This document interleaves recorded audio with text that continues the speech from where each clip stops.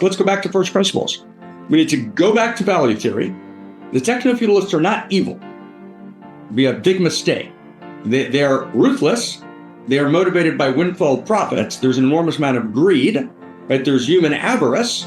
There's also a utopianism, right? There's a sense that you can fix reality by programming it, right? So we now need to be, right, the actors and actresses in the story who actually say to techno-feudalism, no, it's not a programming story. It's a love story.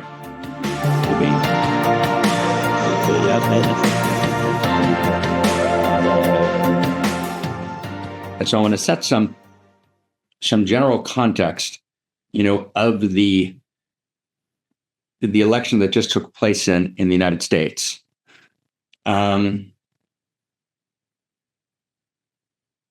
Which will then take us into part 2, My Fair Lady, and this vision we're trying to unfold. And I want to try and do this in 3 or 4 steps. And I'm aware of the fact that I want to try and do this in order, in a kind of serious way, so that we can actually put 4 or 5 different pieces together in a kind of, new way that allows us to see a kind of next step clarity in what it means to be a human being, what it means to be an evolving human being, what it means to be alive, what it means to be filled with Eros, what it means to be in the fullness of my life with all of its holy and broken hallelujah, but that we understand that all of that is rooted in this larger field in which everything matters. In other words, we have an experience of what it means to be a human being in a larger field of value in which everything matters, a larger field of Eros value. And then we begin to see how that is actually the primary response to the most unimaginable challenge that human beings face today in this moment of meta-crisis and this what we've called time between worlds.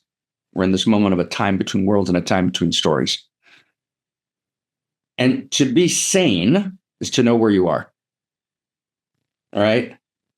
So it doesn't only mean that I know that I'm in Vermont, but I'm not in Indiana. Although that's part of being sane. Being sane is to locate myself, have a right location.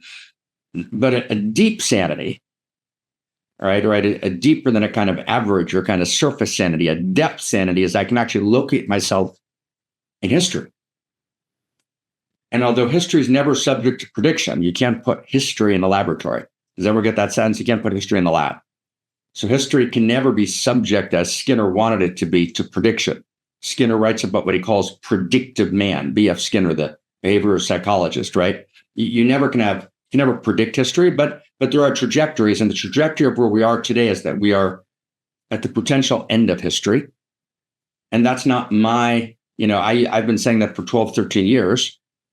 And, until a couple of years ago, people generally thought that was insane, right? More and more and more people, of the most serious people, right, are finding me and finding themselves their way to understanding that that's actually where we are. But it's only by knowing that that's where we are that we cannot be there, right? That we can actually have a response that can actually allow history to deepen and to evolve.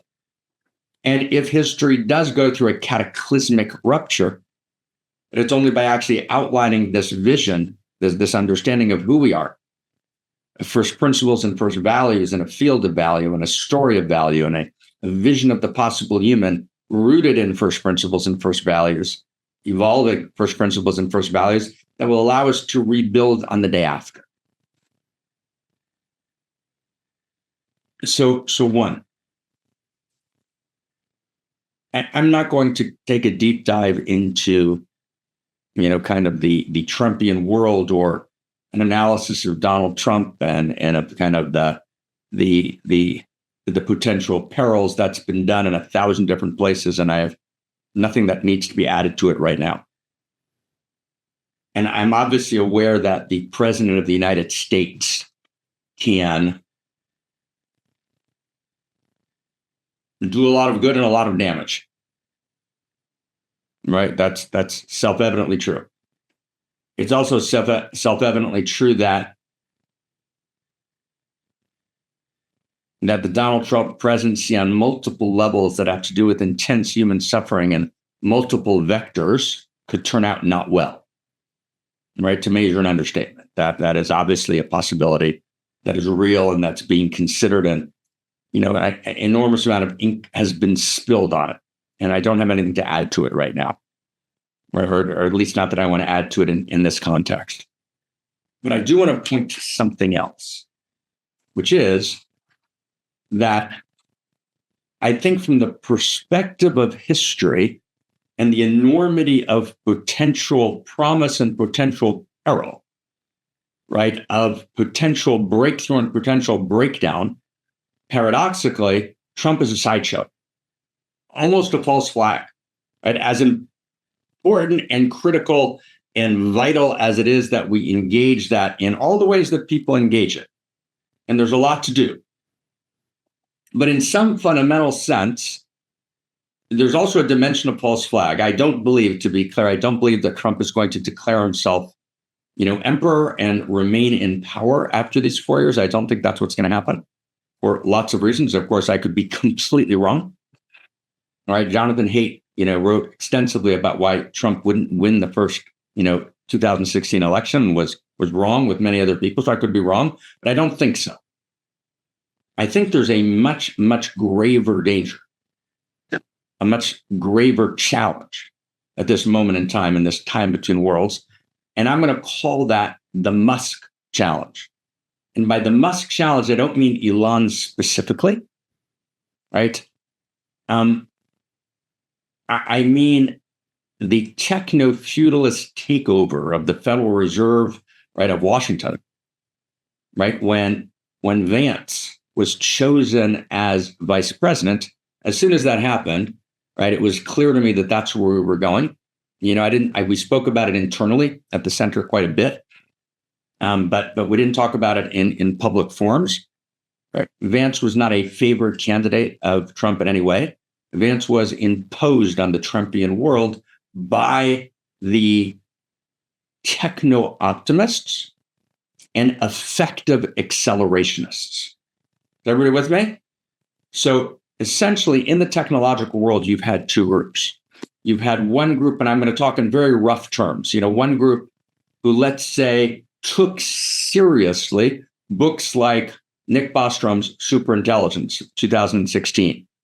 And lots of them were involved in the effective altruism movement in England, which is all essentially students of Derek Parfit, who was a moral philosopher in Oxford who took existential risk quite seriously, right? He was an atheist who took morality seriously.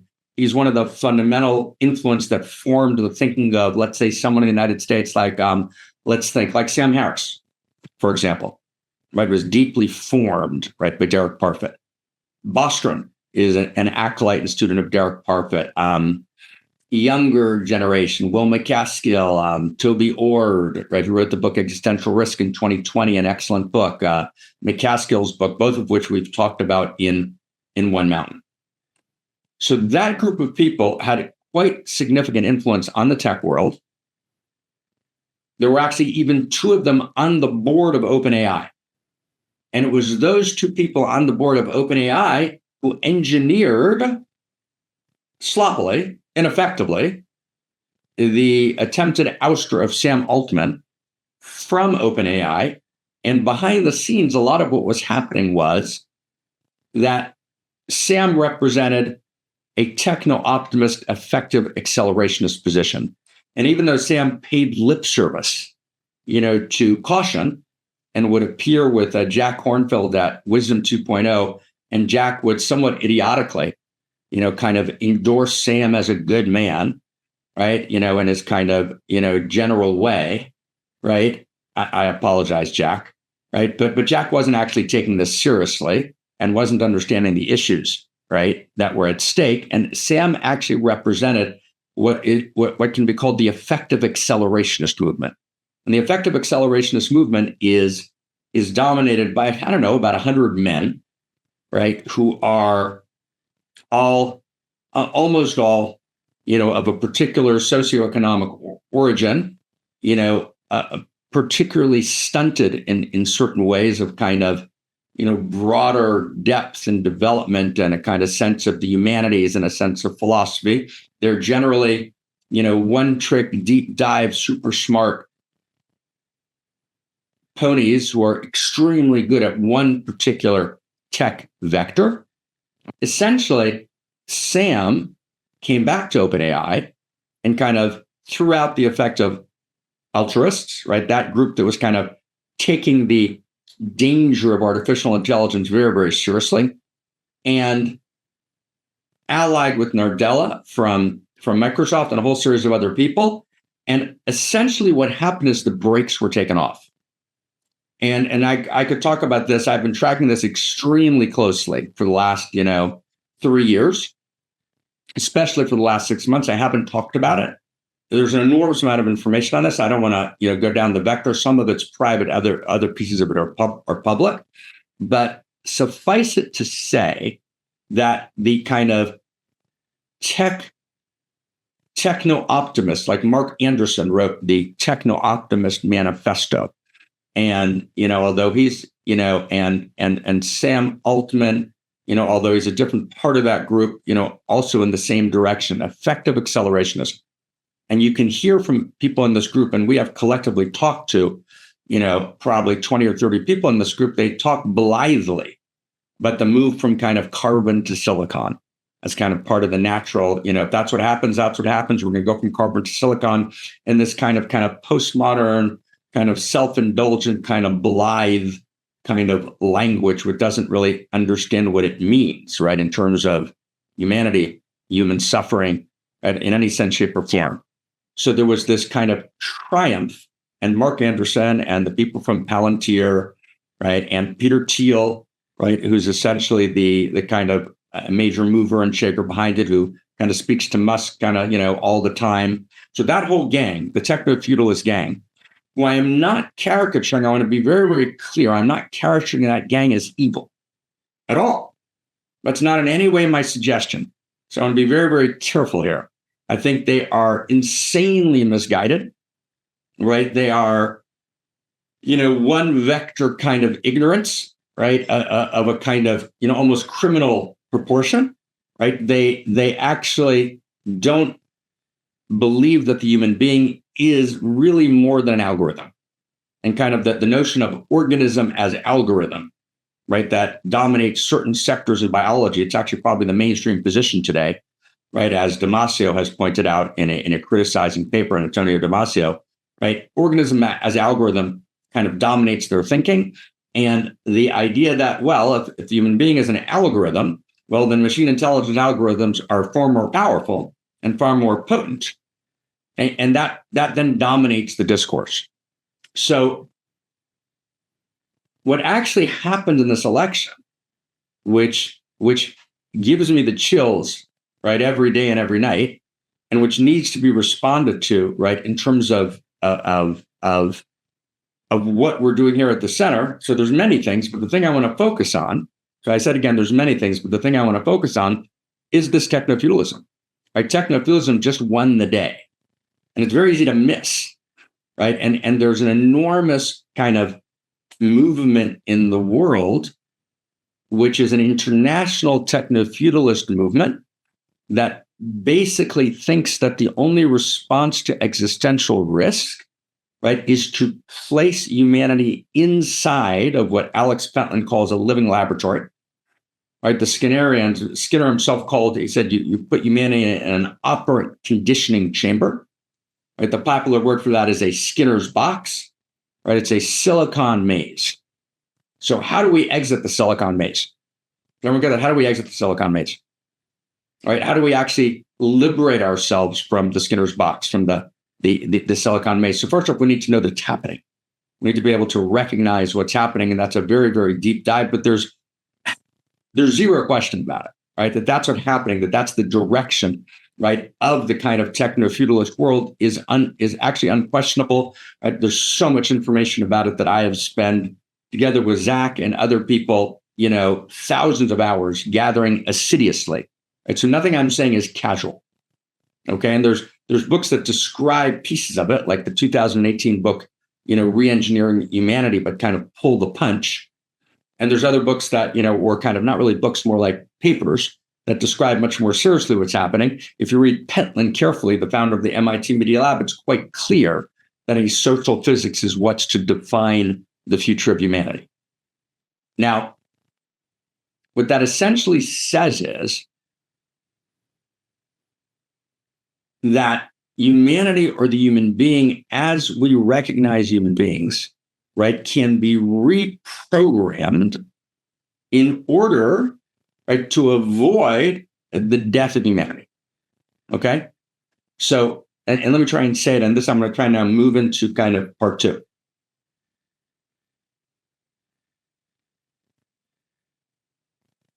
So what does it mean to reprogram the human being?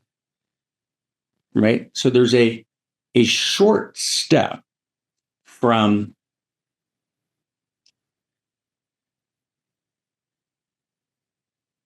reprogramming language in George Bernard Shaw's Pygmalion to large language models in ChatGPT-4.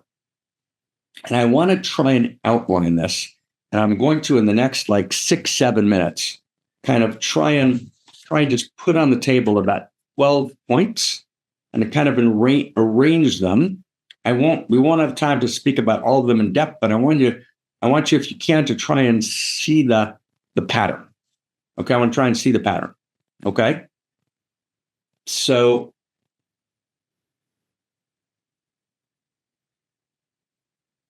George Bernard Shaw, as we talked last week, George Bernard Shaw writes Pygmalion. Pygmalion is, as we talked about last week, and Christina beautifully recapitulated, right? Pygmalion is a sculpted woman, sculpted by Pygmalion, this sculptor on Cyprus, who, as we said, is kind of disaffected with the feminine, particularly with feminine sexuality and the brazenness of feminine sexuality and the possibility of the feminine becoming a courtesan.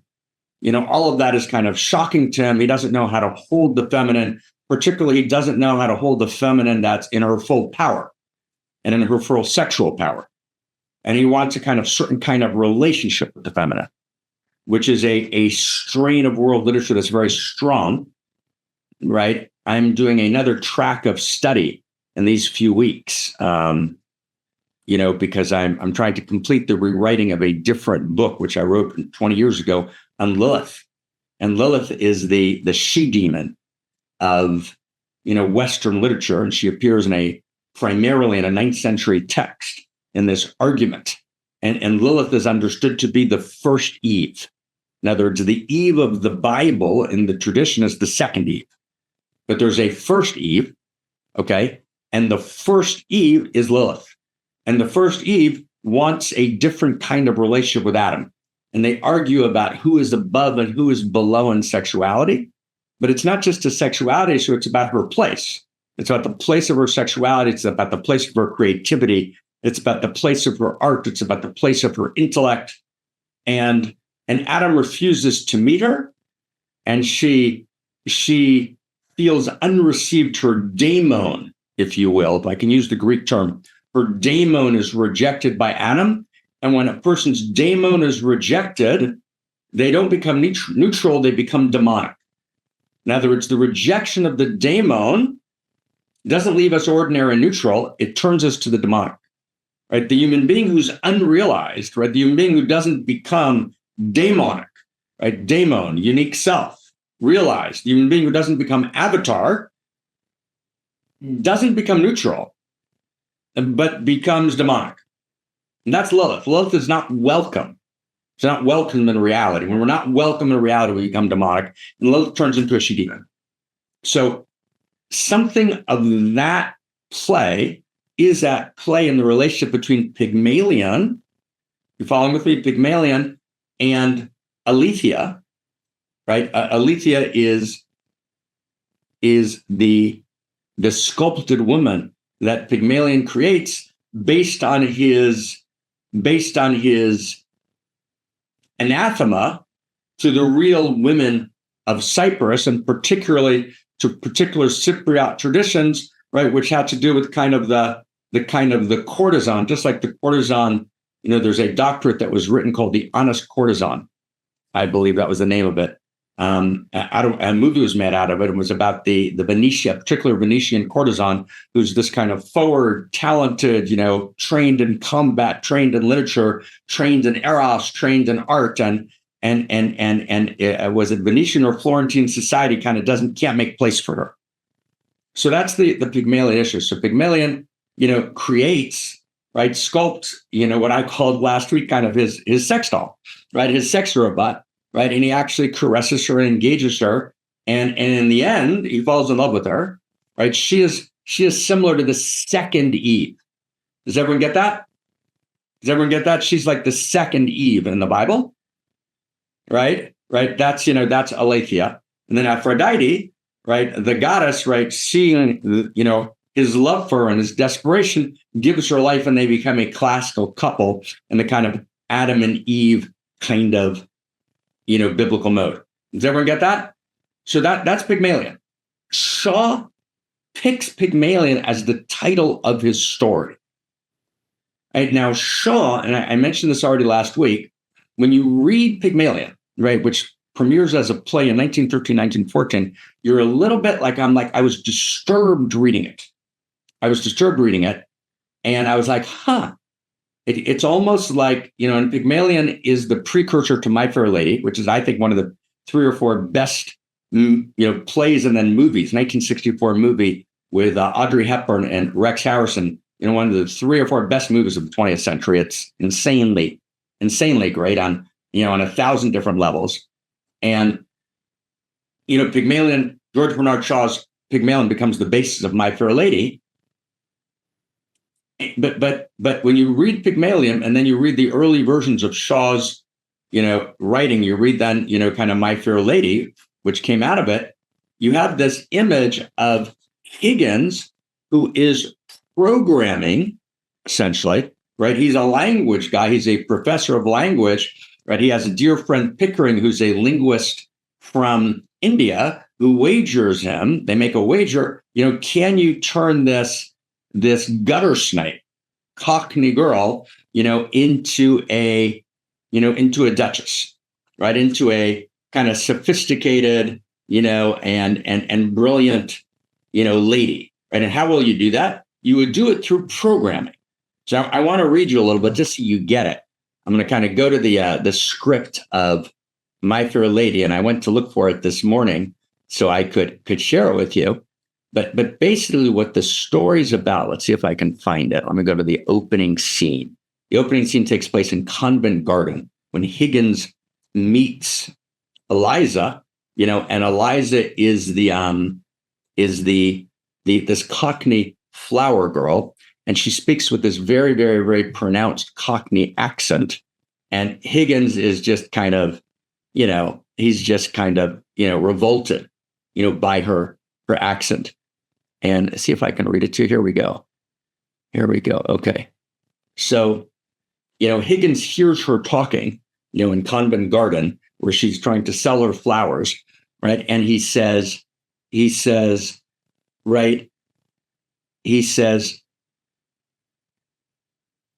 cease this detestable boohooing instantly, or else seek the shelter of some other place of worship, right? So she's kind of doing her thing there. And he says to her, stop it. Stop it. And Eliza says, I have a right to be here if I like, same as you. But of course, she says it in her Cockney accent, right? And Higgins says, a woman who utters such disgusting, depressing noises has no right to be anywhere, no right to live. Yeah, that no right to live. This is early Shaw. No right to live. And he says to her, remember, you're a human with a soul. and the divine gift of articulate speech. Your native language is the language of Shakespeare and Milton and the Bible. Don't sit there crooning like a bilious pigeon, right? Look at her, prisoner of the gutters, condemned by every syllable she utters, right? By right, she should be, ready everybody? She should be taken out and hung. By right, she should be taken out and hung. And he says, right, it's Ow and Garn that keep her in place. I can't pronounce it. Someone can do that better than me. But Ow and Garn it's A-O-O-W and Garn, G-A-R-N, which are these particular kind of, thank you, right, Cockney pronunciations. It's Ow and Garn, right, that keep her in place, not her wretched clothes and dirty face. Why can't the English teach their children how to speak? This verbal class distinction by now should be antique, right? And so essentially what Higgins is saying is, I can program you, right? In other words, he's dismissing her based on her language. Let me go slower. She then hears him say in that monologue, he says, you could be anything, right? If you would actually change just your language. And she's shocked by that notion of social mobility. That I could be anything. I could move beyond, right? At that moment in Great Britain, social classes were still by and large thought to be in some sense inherent. And so she goes to Higgins' house the next day, where Pickering, this other linguist, is staying, and asks him to teach her. And he's like, why would I teach you, you gutter snipe? And then he's kind of intrigued. He's intrigued, and he says, she is so low and so filthy, this gutter snipe. And Pickering says, I'll wager you that you can't actually program her up. And he says, of course I can program her up. 6 months, and I will have her, right, as a duchess. Now this story, right, is a story about programming, right? And it's written by George Bernard Shaw, right, in this very, very complex way. But at the bottom of the story, right, George Bernard Shaw actually is speaking the language of social engineering. I can program her. And then Higgins says, when he accepts the wager from Pickering, he says, it's almost irresistible. She's so deliciously low, so horribly dirty. And Eliza says, I ain't dirty. I washed my face and hands before I came, I did. Right? And so there's this, right? There's this intense moment. And then what happens is there's 3 months which he painfully tries to train her. And it's painful and it's hard. And of course, he's not an overtly abusive man. She lives at his house with, six servants. Pickering is the son of a high-placed aristocratic woman in London of the time. And it doesn't quite work. Until there's this moment, it's an incredibly beautiful moment in the film, where he looks at her and almost for the first time, he has a real conversation with her. And I'll tell you what he says. It's he's made this promise. I'll take the bargain. He says, I'll make a duchess of this draggle-tailed gutter snipe. But then for 3 weeks, it just doesn't work. And he tries everything. He puts pebbles in her mouth. He has her work, 15, 16 hours a day, and he stays up with her 15, 16, 17 hours a day, this kind of intense, kind of programming, initiative. And it's just not, he's building. Finally, it's 3 a.m. They both are exhausted. They have, blistering headaches. Pickering, the Indian linguist, is up as well, and they just can't break through. And then there's this moment where something happens. And this moment gets, in some sense, rewritten, right, in part by the cast of My Fair Lady, right? In other words, Shaw doesn't quite intend this moment the way it is, but the moment becomes, in the kind of reacting of the story, on part of the cast of, Pygmalion first, and then later My Fair Lady, and then the producer of the 1938 My Fair Lady, and then again in the 1956 to 62 Broadway run of My Fair Lady, and finally in the 1964 movie My Fair Lady. This is gradually replayed. the scene is gradually turned into the beginning of a love story where he sits and he says to her, Higgins says, I know your headaches. I know you're tired. I know your nerves are raw as meat in a butcher's window. And he feels it for the first time. There's this empathy. There's the first human conversation that's real. And he says, but he says to Eliza, think of what you're trying to accomplish. Just think of what you're dealing with, the majesty and grandeur of the English language. It's the greatest possession we have. The noblest thoughts that ever flowed through the hearts of men are contained in its extraordinary, imaginative, and musical mixtures of sounds. And that's what you've set yourself out to conquer, Eliza. And conquer it you will. Now try again. And she tries again. And one of the phrases that she's trying is, the rain in Spain stays mainly in the plain. The rain in Spain stays mainly in the plain. And somehow she succeeds. And she says, you got it, do it again. The rain in Spain stays mainly in the plain. The rain in Spain stays mainly in the plain. And then he gives her a second sentence, and a second sentence. She does it again and again. And it breaks out in the movie version in 1964 in this ecstatic dance. She's ecstatic. He's ecstatic. They take hands. Pickering is there. It's 3:30 in the morning. Mrs. Pierce, who's the housekeeper, is like kind of shocked. And of course, the servants have gradually begun to somehow respect Eliza, and they dance. They dance, right? And then finally, Mrs. Pierce, after the dance is over and Higgins has gone to bed and Pickering has gone to bed, and Mrs. Pierce, says to Eliza, it's bedtime. He says, I can't sleep. And she sings again, right? She's ecstatic. And she's fallen in love with Higgins. It's beginning to be a love story. And what happens is this story of programming is transformed into a love story. And gradually through the movie of My Fair Lady, there's this moment of a love story. Higgins, though, is not there. She's ecstatic, but she wakes up this morning and the next morning, and Higgins is deeply kind of back to work because he's now set a new goal. There's a ball in 6 weeks that she's going to go to. And so they're going to kind of go balls to the wall to get her ready for this Duchess's ball. They go balls to the wall. She gets to the Duchess's ball, right? And she succeeds wildly, right? I mean, in 6 months, she's been completely transformed by language. And from Higgins' perspective, he's won the bet with Pickering. And in some sense, the story's over. Now, the way Shaw depicts Higgins is somewhat brutally, right? Somewhat arrogantly, all right? Somewhat, right? And, Higgins is very much an expression of actually Shaw. But then, and I'm going to kind of go a little deeper into this now, as we said last week, then the actors who began to change the story in the original Pygmalion in 1914, right, the story gradually begins to change.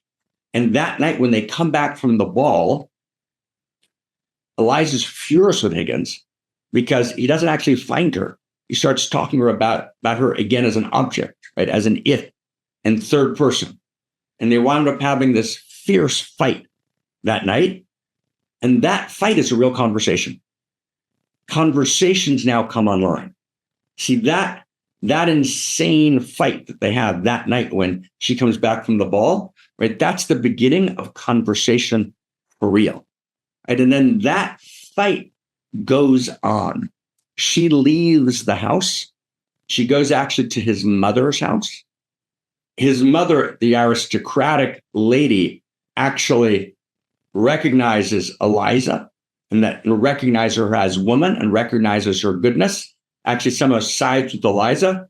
Higgins comes to his mother the next morning looking for Eliza. Eliza's there at his mother's, and his mother kind of walks out, kind of on some pretext to kind of give Eliza space. And they have this fierce, insane, complex argument.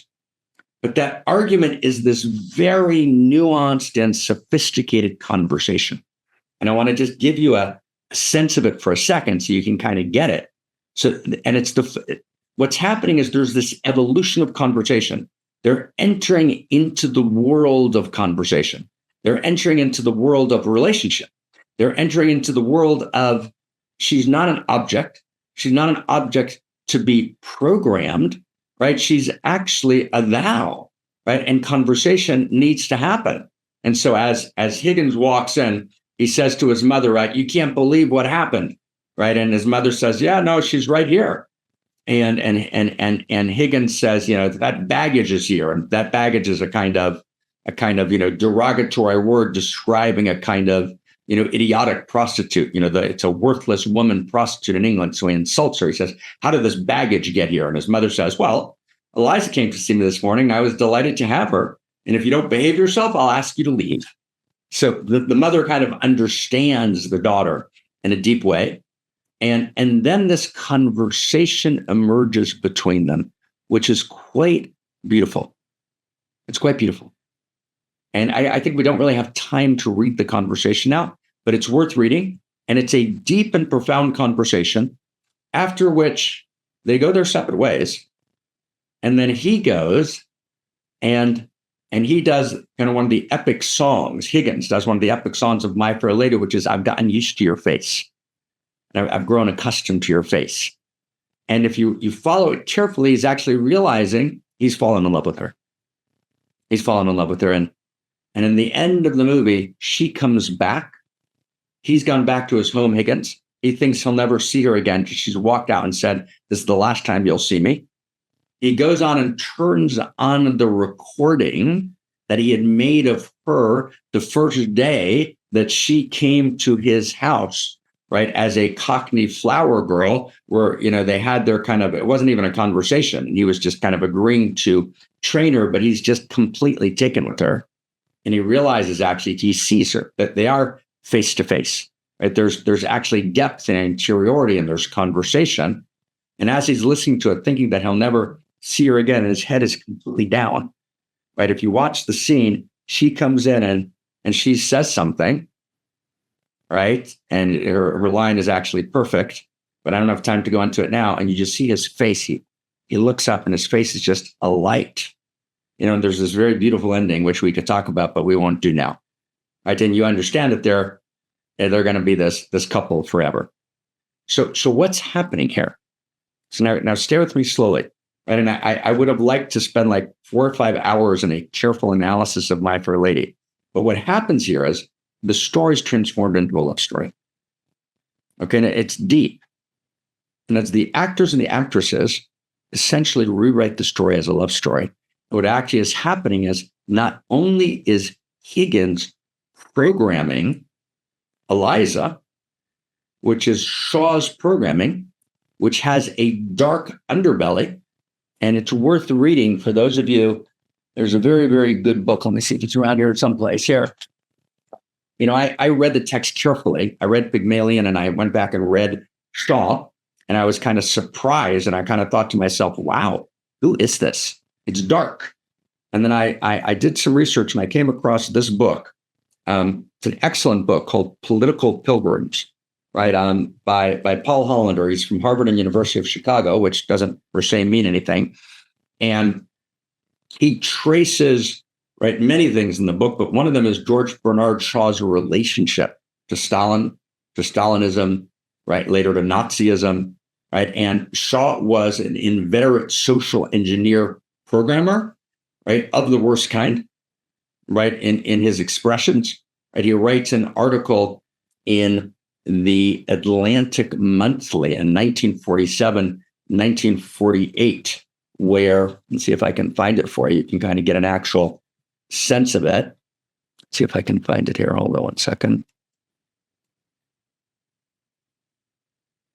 He writes in the Atlantic Monthly after World War II's ended, he writes, the ungovernables, the ferocious, right, the consciencelessness, the idiots, the self-centered myops and morons, what of them?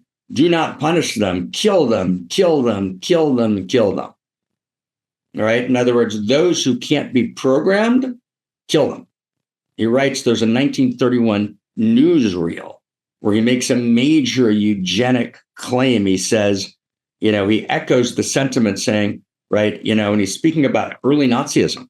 It's 1931. He says, if you can't justify your existence, if you're not pulling your weight, then clearly we cannot use the organization of society for the purpose of keeping you alive, because your life does not benefit us and it can't be of very much use to you, right? In 1933, he's writing kind of here under the guise of fiction. He writes something called On the Rocks, and he talks about the unfortunate commissar must shoot his own workers. So, quote, he might then more impressively ask the rest of the staff whether they grasp the fact that orders are meant to be executed, right? Or early Shaw, right, says, Mussolini, Kemal, Pilsudski, Hitler, and the rest can all depend on me to judge them by their ability to deliver the goods and not by the comfortable notions of freedom. Wow. Right? So Shaw's the programming side, but then something steps in, which is a love story, right? This love story steps in, right? And this love story is insanely important. The love story says that there's one sheet of reality which is subject to programming because there's laws, right? And language is one of the ways to enact programming. And I don't want to talk about what language is now, but it's clearly a way to enact programming. But there's another approach to reality, which is actually that reality is not poetically, but it's an actual structure. Reality is a love story. Okay, now I'm going to just take one more minute here. I want to just give you a thread. Okay, now that we have a thread. So you've got Pygmalion. You've got the original Pygmalion. So one, you've got Ovid's Metamorphose, right? The ancient Roman poet that tells the story of Pygmalion, the Greek sculptor, with Aletheia. That's one. Two, you've got, then now we're going to fast forward to the early 20th century. Shaw writes Pygmalion as a play. Three, Shaw's a kind of programmer, as I pointed out before. Orwell actually declares, right, contacts the British government about the danger, right, of Shaw, right, because of his Stalinism, right, at a time when it was clear who Stalin already was. The article I just read you from Atlantic Monthly was from 1948, wasn't an early article. So Shaw's a very, very, very complicated and regrettable figure in many ways. Then you have My Fair Lady, right? My Fair Lady is transformed by the actors and actresses into a love story in which, instead of just Eliza being programmed, right, Eliza is disclosed as this full, robust, sensitive, passionate, powerful, wise, being, right, who herself is transformed in the programming way, but actually transforms Higgins. And Higgins actually comes alive. Actually, the transformation becomes, in the way the story was acted, it becomes a love story, right? Changing Shaw's original ending. So that's 3. 4. Well, let's just see if we can track this. 4. Shaw's assumption is that value is not real and that love is not real. The common sense sacred axiom of the actors and actresses and producers is that value is real, that love is real. They haven't worked it out. They're in modernity. It's before the postmodern savaging of value and love, but they have this kind of modern assumption, right? The common sense sacred axiom, right? These truths are to them self-evident. So they rewrite My Fair Lady. Then 4, Joseph Weizenbaum, 1966, calls his chatbot Eliza. Point being, he's actually saying, he's doing it in a way that he meant to be sarcastic. My chatbot's not Eliza. Eliza is this real, potent, powerful person. But of course, what happens is, all around him, everyone gets entranced with this chatbot and begin to confer on the chatbot a sense of personhood, meaning they want to have private conversations with the chatbot, etc. Weizenbaum is shocked and spends the rest of his life, right, continuing researching in early artificial intelligence and chatbots, but also warning of the enormous danger of what Zach and I have called the personhood conferral problem. That you actually turn the chatbot into a kind of personhood, right? And what the problem with that is. So that's Eliza, right? The character from My Fair Lady in Joseph Weizenbaum. Okay, that's 4. 5, stay with me. Let's insert George Orwell's 1984, in which the entire story is about the totalitarian state, Big Brother, the Ministry of Love, who actually need to destroy Winston and Julia because what? Because Winston and Julia are a love story. So the love story stands against the totalitarian movement. And we'll talk about that more next week, right? The critical notion of what we want to talk about next week is why the love story is the single most important revolutionary act. Right? The revolution begins and is grounded in a love story as a story of value. That's 1984. Okay, that's 5. 6, just track with me. 6, fast forward to the movie Her, 2013, Spike Jonze. He sees a chatbot. He's inspired to make the movie Her. And in this movie, the chatbot is complete personhood, complete person. And he has a sense that this chatbot is not just personal, more personal than any personhood that ever existed. He has a better relationship, more depth, more subtlety, more nuance, more liberation from loneliness with this chatbot. Her name is Samantha, right? His name is Theodore, than he's ever had in his life. Okay, so there's that's a critical movie. That's number 6, right? Number 7, I'm going to now go back and insert something from earlier. 1971, Ira Levin writes The Stepford Wives. The Stepford Wives is a kind of feminist horror in which the men in a particular town in Connecticut, right, Stepford, actually kill their wives and revive them as Aletheas, as programmed. They become perfectly programmed Stepford Wives. So we'll kind of put that in there. Okay, that's 7.